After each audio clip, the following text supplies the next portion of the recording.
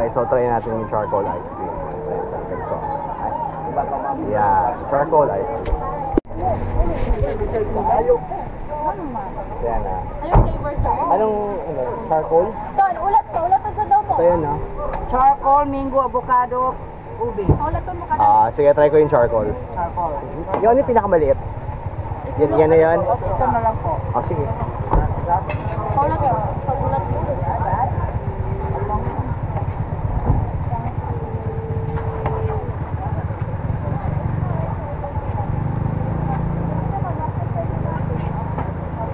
Pwede ba yung mix? Hindi. Opo, pwede po. Pwede. Tapos puno. Pwede ba habol ng mix? Sa ano lang. Anong flavor po ba? May avocado. Avocado.